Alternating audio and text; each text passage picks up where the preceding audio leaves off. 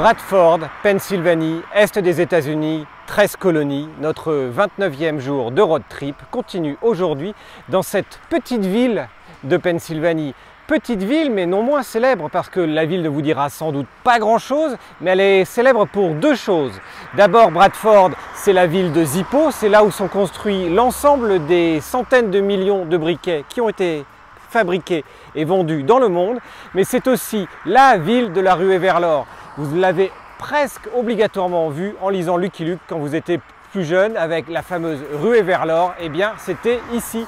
C'est en effet en 1871 qu'a eu lieu la découverte du plus grand champ pétrolifère des États-Unis. D'où une réelle ruée, encore une fois, vers l'or.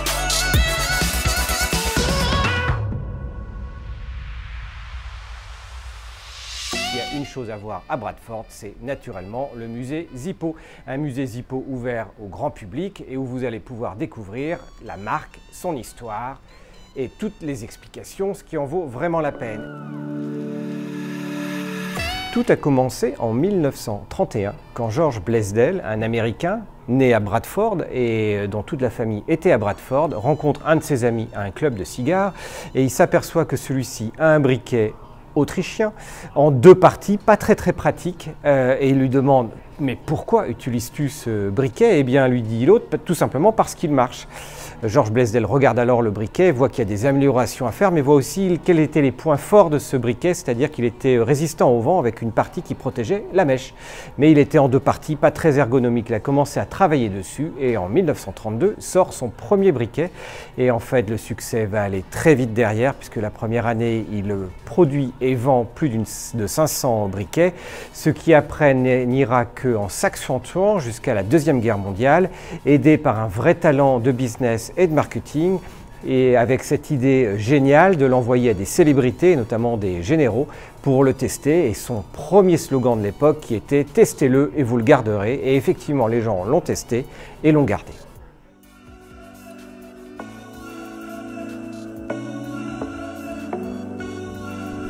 Au-delà d'un produit qui fonctionne, le créateur George Blaisdell voulait vraiment un produit qui soit garanti à vie. Il offrait donc cette garantie à vie. Il a même été jusqu'à fermer l'usine quand, certaines années, il y avait des problèmes de lumière afin de vérifier d'où venait le problème pour que tous les briquets refonctionnent. Donc ça avait un vrai coût pour l'entreprise. Son idée pour lui, ce n'était pas juste de le remplacer en cas de problème, mais de vraiment proposer un produit qui puisse durer le plus longtemps possible. Alors après, on sait tous ce qu'est une garantie et il y a toujours plein de choses qui sortent de la garantie. Mais en fait, ils vont pousser le concept tellement loin qu'on a même ici des exemples de briquets qui ont été écrasés par des trains ou par des airplanes ou dans des briseurs de glace qui sont dans un état catastrophique, qu'ils prennent, qu'ils réparent ou qu'ils remplacent dans le pire des cas. Et je dis dans le pire des cas, puisqu'il y a un certain nombre de personnes qui en fait gardent ces briquets de leur grand-père ou de leur arrière-grand-père et qui tiennent au briquet original. Donc il y a une vraie réparation qui est faite dessus pour garder le briquet le plus original possible et le plus fonctionnel possible, sans obligatoirement passer par la case simple qui serait son simple remplacement.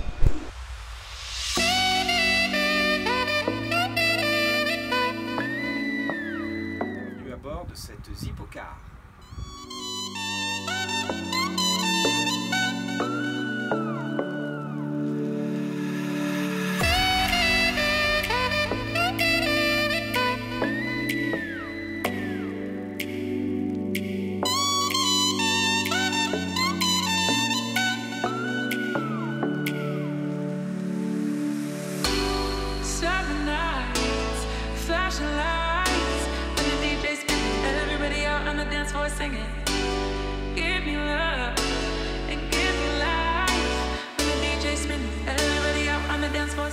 Zippo, ce n'est pas un briquet, ce sont des 12 millions de briquets si on prend la production annuelle, mais ce sont énormément de designs différents.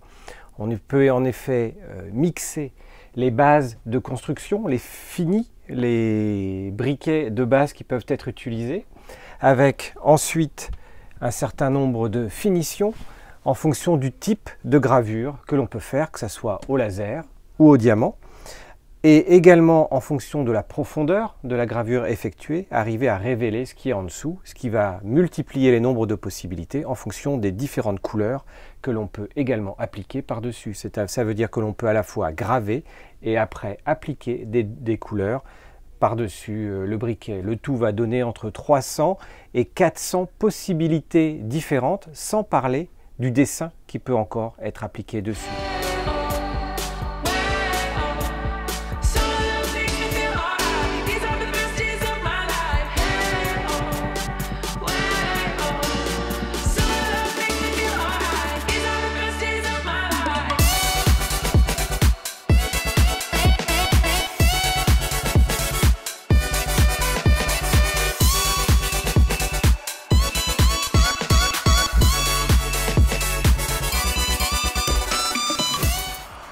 Et une fois que vous aurez fait le musée Zippo, eh bien, il ne vous restera plus qu'à visiter la vieille ville de Bradford, parce que naturellement c'est une ville historique, une ville des 13 colonies des États-Unis, et donc obligatoirement des vieux monuments historiques.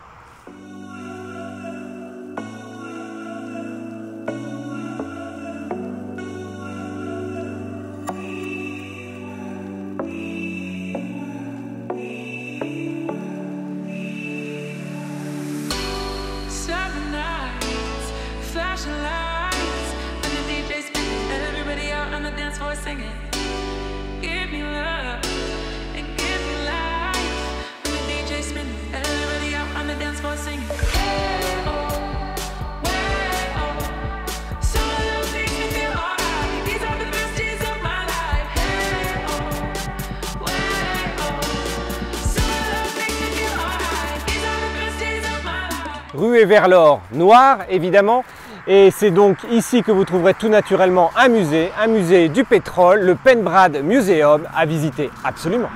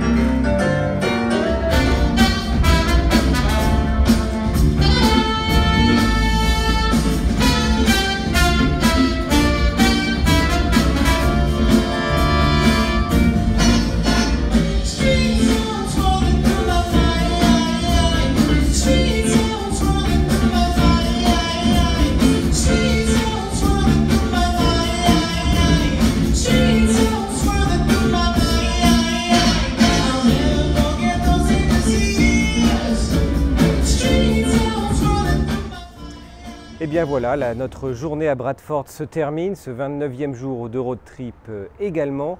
En fait, c'est un peu la magie des 13 colonies, encore une fois, c'est qu'on peut aller dans ces petites villes dont on n'a quasiment pas entendu parler et on va trouver une histoire à nulle part autre pareil, tout simplement avec ce vieux musée sur le pétrole, mais aussi au cœur de la ville, la plus vieille pompe historique de la ville de pétrole, ou encore surtout le musée Zippo que l'on a visité, mais surtout encore une fois la nature environnante du barrage jusqu'au Skywalk, qui vaut vraiment la peine du coup de s'arrêter au moins une nuit ici et d'en faire une partie avant, une partie après, et puis de continuer avec tous les petits virolos, les petites routes dans cette pleine nature qui en valent vraiment la peine.